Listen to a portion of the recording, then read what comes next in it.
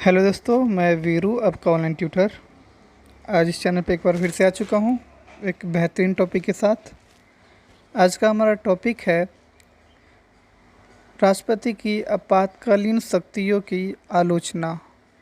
हम इस वीडियो में पढ़ेंगे कि राष्ट्रपति की जो आपातकालीन शक्तियाँ हैं उनको क्या आलोचना किया गया है, यानी कि इन आपातकालीन शक्तियों की क्या कमियाँ हैं उसको हम उजागर करेंगे। दोस्तों, ये बीए सेकंड ईयर का सबसे महत्वपूर्ण इम्पोर्टेंट क्वेश्चन है और ये हमेशा क्वेश्चन आता है कि आपातकालीन शक्तियों की आलोचनात्मक वर्णन कीजिए। तो दोस्तों, आप देख सकते हैं पिछले सालों के जो क्वेश्चन है, रिपीटेड क्वेश्चन है ये वाली, और ये बार बार आता है। तो हम चलिए समझते हैं बेहतरीन ढंग से। दोस्तों, सबसे पहले आपको मैं बता दूं, राष्ट्रपति है हमारे देश में सबसे बड़ा पद होता है, वो होता है राष्ट्रपति का पद होता है। और इसी वजह से देश की सारी जो शक्तियां होती है वो राष्ट्रपति के पास होती है।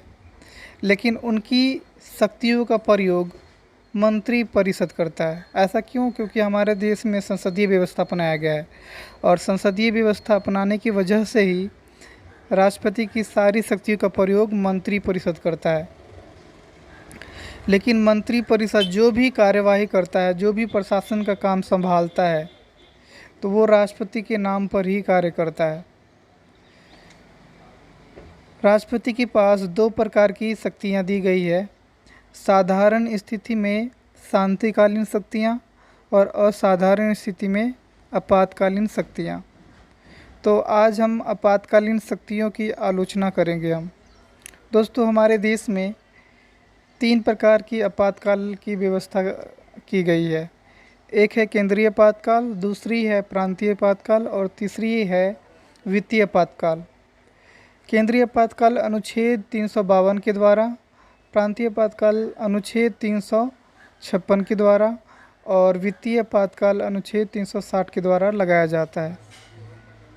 और जब भी तीनों में से कोई भी आपातकाल लगता है तो आपातकाल लगते ही जो अनुच्छेद 19 है, अनुच्छेद 19 में 6 स्वतंत्रताएं दी गई है हमें, उन स्वतंत्रता को स्थगित की जा सकती है।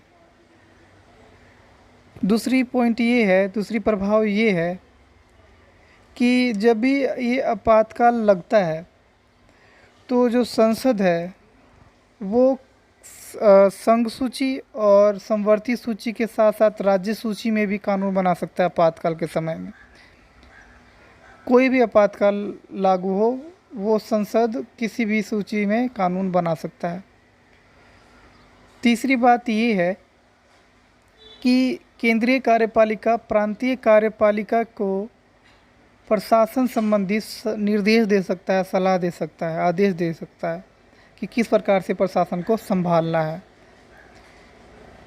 नेक्स्ट बात ये है कि जब भी आपातकाल लगता है तो मौलिक जो अधिकार हमें 6 अधिकार दिया गया है, उन 6 अधिकारों को प्रतिबंधित किया जा सकता है आपातकाल के दौरान।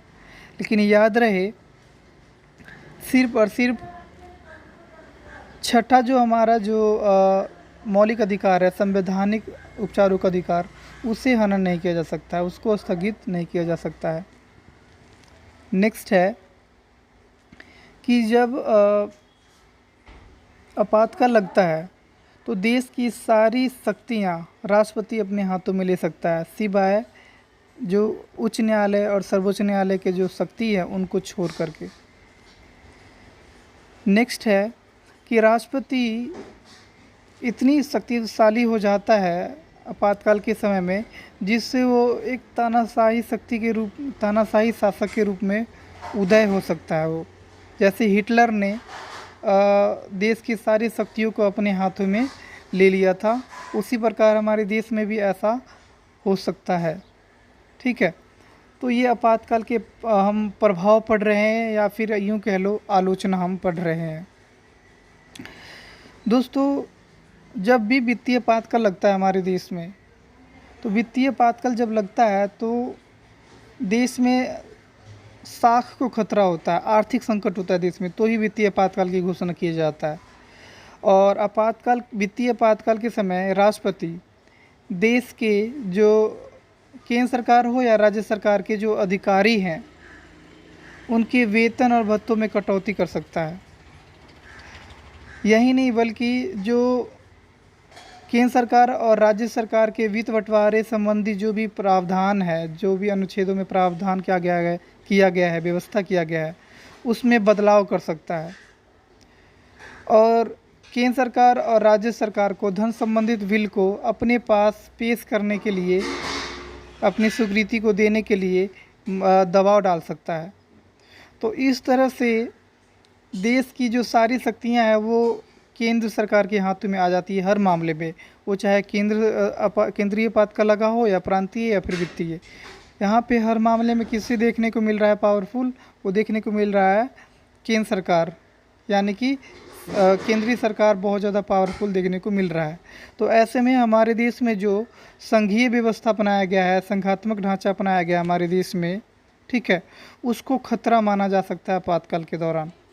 क्योंकि आपातकाल के दौरान देश की प्रांतीय सरकारों की शक्तियाँ छीन ली जाती है लगभग, और केंद्र सरकारों के हाथों में वो छीनकर आ जाती है। तो इस तरह से देश की जो संघात्मक ढांचा है, संघात्मक शासन व्यवस्था की जो ढांचा है, उसको खतरा है ये आपातकाल के दौरान। तो दोस्तों, हमने जो हमारे देश में आपातकाल की व्यवस्था की गई है, तो आपातकाल का देश के नागरिकों के ऊपर, देश के ऊपर क्या प्रभाव पड़ता है और क्या आलोचना निकल के आती है, वो हमने इस वीडियो में कवर की है। तो आई होप दोस्तों ये वीडियो आपको अच्छा लगा होगा। अगर अच्छा लगा होगा तो प्लीज़ लाइक, शेयर, कमेंट और सब्सक्राइब कर दीजिएगा, और साथ ही बेल आइकन को दबा लीजिएगा ताकि हमारा न्यू वीडियो का नोटिफिकेशन जल्दी मिल जाए। Thank you so much.